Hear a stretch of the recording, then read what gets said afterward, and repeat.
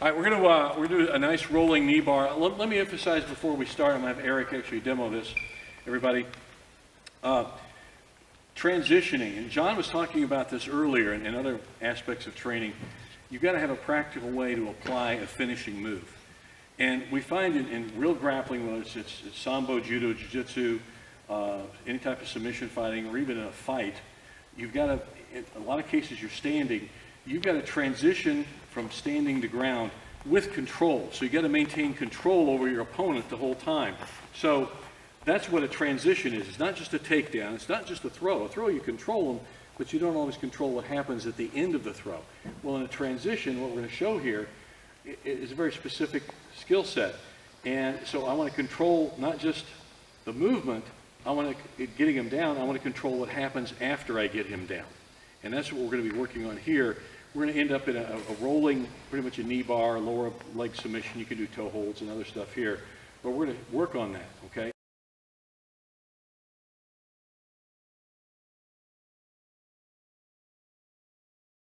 And so specifically now into this, I'm going to have Eric show it, but it is a rolling knee bar, really. And stay rolling, stay round. That's the emphasis here. When you're doing this, it's basically doing a shoulder roll. So be sure you don't just land, don't do a face plant, and also stay round and just keep rolling. So remember the phrase stay round. We've been talking about that all weekend.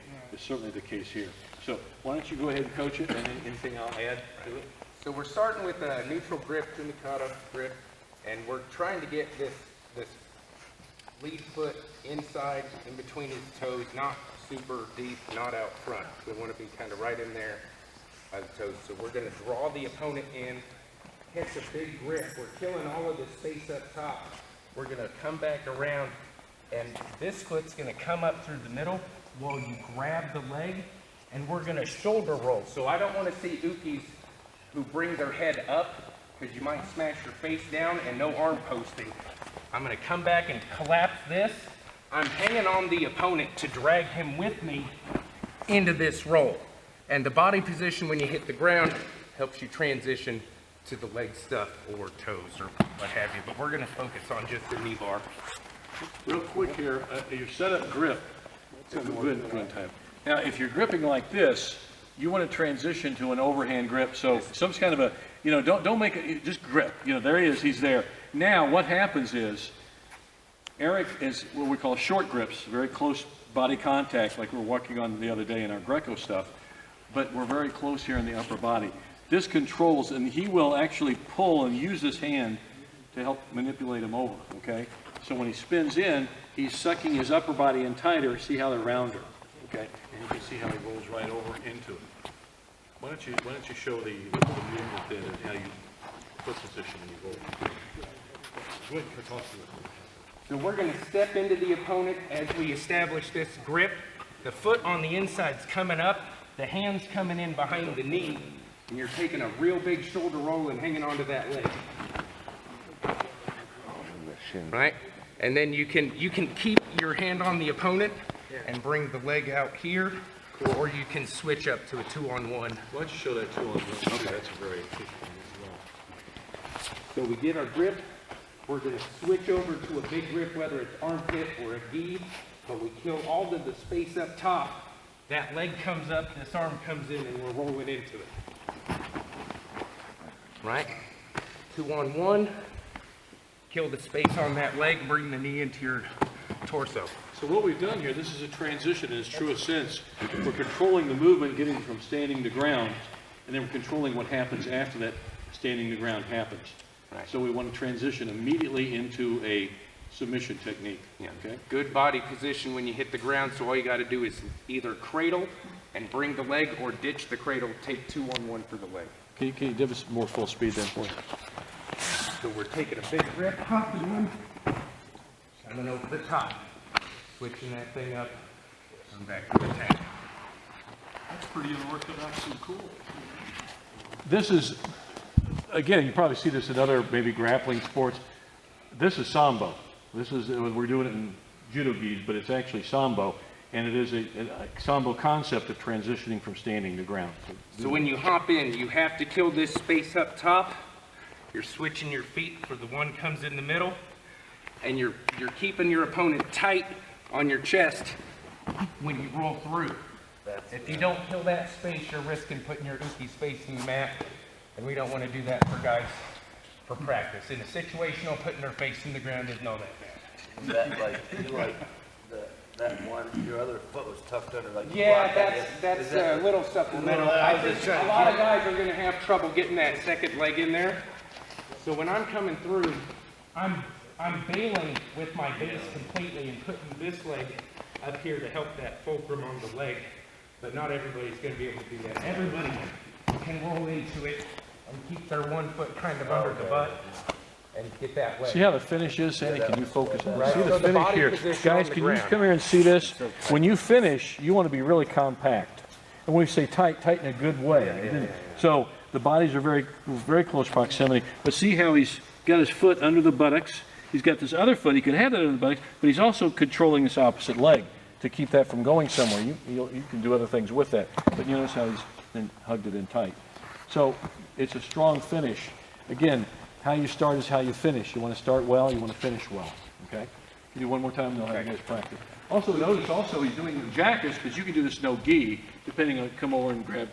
You can overhook them even, you can do other grips, but in this case we're using a jacket. All right, don't want to see anybody get hurt. Make sure the uki keeps the chin down. And when they pull you in, roll with the guy for practice so that no one gets injured. Swallow that leg, kill all this body space. And then finish. Look how he's hugging here. His leg is still strong. Now we're cranking it sideways, which hurts the hip, okay, and it could hurt the knee. But see how he's grabbed this foot like this. He's tucked it in.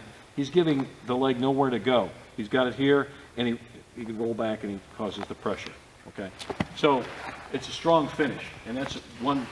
My preference is to grab and hug his, trap and lever. That's what basically it's almost like an arm lock woman on the leg. Okay. Want to give it a try? Quick question. Yeah, question. Are you rolling shoulder to shoulder or shoulder to hip? Let's discuss that. It's a good point. Thanks for bringing it up, Fish. So we're coming in, we're getting this grip. So the scoop is with the arm. That arm that's under the knee, we're doing a shoulder roll right here, right in front of the opponent. Not out there at all. Right here, right by his feet. We're gonna hop in, turn the corner, take that leg. I don't want any body space in here or I won't have an effective submission. There are other variants of this, but this is the bread and butter, the basics, and there are a lot of other cool variations of it. Once you get this, if you get this one, you're way ahead of everybody else in terms of transition to an immediate leg lock. There are a lot of other variations. Don't go to those yet till you get the basic down. This is the basic skill, right? This is the fundamental skill right here. Okay? Give it a shot. One thing I want to point out here on this is just an addition. Go ahead and set them up in your grip. Look, come back here. When you're doing this, get your setup. Okay. Now when you come back, look at this back step. Back step. That just like we were talking about throwing the other day. I think it was John Saylor was saying this. You got to plant that. That's your driver leg. That helps create a base. That's a stomp. And catch that. And now he's ready to go. Okay? So that puts him in position. And then he can catch the. So go ahead and finish it out. Just do one, and then we'll go to the Leg second. in there? Yeah, do your basic. Okay. Do your basic. There you go. See, there you go. Okay? So you got that back step. That's essential for balance, and it gives you power to drive it and roll.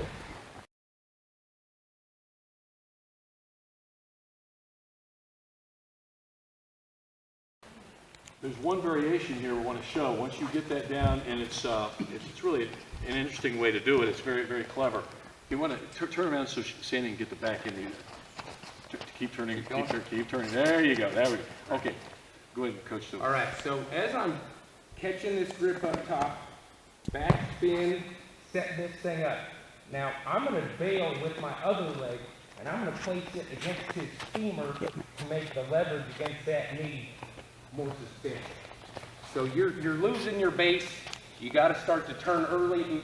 Keep your face down, no arms. I don't want to see any broken arms. So we're going to catch, grip, and I'm going to bring this leg all the way up onto his leg. So right here. And so instead of my leg under his butt, my leg is across his femur to create a more substantial leverage for that knee. Some things going on here. Let's parse this out. When he comes in, what he does when he does his spin, now watch this, with this right leg, look at this. This is control. He's going to use his foot here to exert some control. That gives control. That lets him then immediately swing in with his other leg. I'll get out of the way. And you see how he hooks that? Comes in. You see how he tucked that under? We call that the leg tuck variation. And he comes in. It's a rounder, more compact roll. And if you don't turn, you could put your uki's face right into the mat. Let's all be careful, no big injuries at the end of camp here. So when you're bringing that back leg up and this other one's just about to bail, you better be rolling that shoulder right in front of his toes so that no one takes their face in the mat. And then you got your leg. Show how you tuck that right behind. Can you not see it? Yeah, tuck that back leg. Watch how he tucks his, in this case, his left leg. That one's up. Now look at that left leg. This one's gonna bail and go right against his femur so that the fulcrum starts against the leg and not way down there at the hip. And there's a little less room for him to wiggle around. So, Stay there, Sadie. Come on here, guys. I can maybe hold them. See, one more time, guys. Watch the setup. so we're grip, killing all of this space. That foot comes up and kind of hangs on to the guy. This other foot's gonna follow it right up in the air. Right? Transition. Again, and you can finish with a lot of stuff there. We're going for the quickest tap out, which is a straight knee lock. You know, it's basically, but you're also cranking it, and there's also a lot of pressure on the hip because you're cranking the splitting them apart a bit. You know, so there's going to be some pressure in the hips as well. Did everybody see how you roll through? This is a little more advanced version of what you just saw earlier, but it works also with good ratio of success. You know, but again, there's a lot of steps to it. If somebody says, "Oh yeah, this is something we do all the time on the basic," BS. This is a more advanced rolling movement that you'll see with very skilled practitioners from our background in Sambo and Shinji-Tai Jiu-Jitsu. But this is a little more advanced version of the basic rolling knee bar, what we call it. Okay, want to give it a try? Yes, sir. Let's go get it.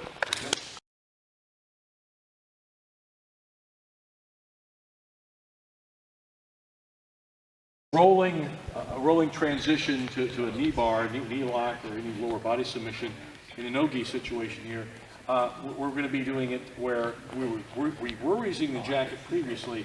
Now we're going to be using his body as handles. Again, everything is a handle.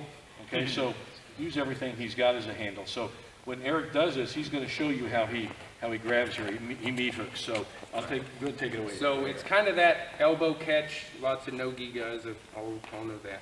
And we're going to come across and grab this lat or whatever right there under the armpit. That's called the lat. So I'm going to switch from this kind of head catch to that lat grip. And our toes, we don't ever want to be like this when we roll into that position, right? We want to be starting out pretty much right here, and our shoulder roll's never out there. It's always right in front of the players, right?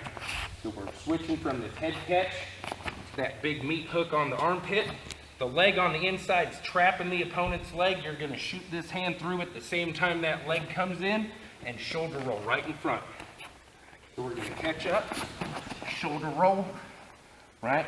And then you can either hang on to the opponent with that meat hook or 2-on-1 on this leg. Often if you're in an MMA situation or something where you can't grab, you don't have any jacket or shirt to grab, that's where that finishing with that hug, trapping and stretching, trapping and levering is what it does. Can you do it again? Well, watch how he does it. So we're inside with this grip. We're placing the toe on the inside, back stepping it so that our toes are all kind of in a line. Gonna hop in and keep this leg, maybe transition away from the body to get more control on the leg. You can bring your arms up to create extra leverage, but don't loosen your grip. You can slide up the leg. Don't loosen the grip. Slide up the leg with the grip. and take it away from Show that again to slide up, because again, it might be, again, MMA situations, they're not wearing pants, are they? Right. So they'll be sweaty. You And can disgusting. quickly slide up and make it a tighter grip. We're gonna go toe inside, pound that back step, and this comes up the same time the hand comes in. And if I wanna ditch the big sweaty opponent and get a 2-on-1 on that leg and take that leg with me. Real quick. Stay there, guys, on the finish. Look at the finish, guys. It's compact, again, like we were showing before in the gi situation. See, you're tucking here and you're controlling here. You can tuck both of them, but this way you can tuck and then control there. And you know, if he starts trying to kick over and stuff, you can push it back and you can lever them and control them better. But see how this is happening? The knees are together. And he's just cranking that leg sideways because it's going to, we want to put some pressure on the hip as well as the knee. And you, well, you've got it, you want to get fancy with your toe holds and heel hooks and all that kind of cool stuff. But this, if you want a quick finish and you want to get that quick tap out, go with the highest percentage of what's going to work for you. So as soon as you hit the mat, if you don't want to lose that guy's leg, just transition from this single grip, transition right away to that double grip. Just bear hug the shit out of that leg. You can kind of pull it up with you and then flex at the knee. PG, Aaron. We good? Give that a try. There you go. You got to.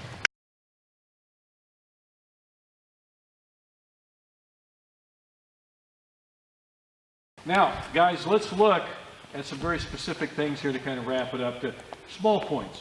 And again, like I quote, you probably hear it too much, great John Wooden said, small things make big things happen. Well, here's one of those small things that can make big things really happen. So this foot, this is your pivot foot, okay? Don't try to do like an Uchimata type sweeping action first.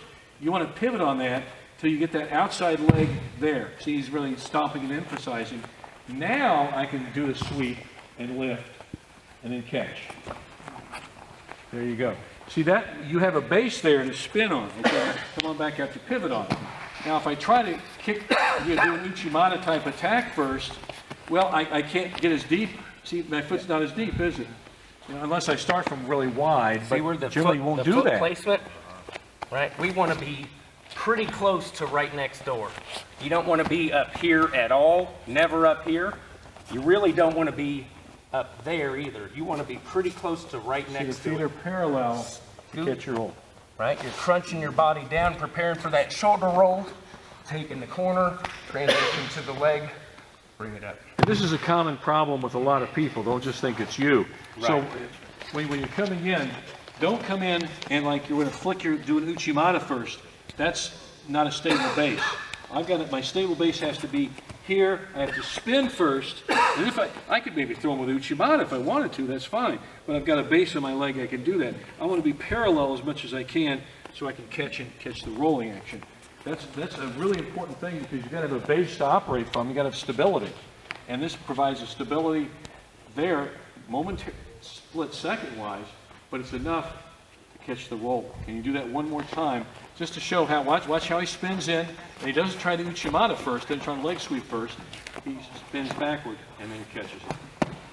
And that is a key point. Again, a small point that you guys are finding out does make big things happen, because then if you try to lift your Uchimata type sweeping inner thigh sweep attack, your foot's out of position and it's weak. It's now pretty much dead. If you're lining up on your opponent and you're perpendicular and not parallel, you're not going to have a good time with this. You might put your uki's face right into the ground, which if it's your, buddy at the gym, you don't want that at all.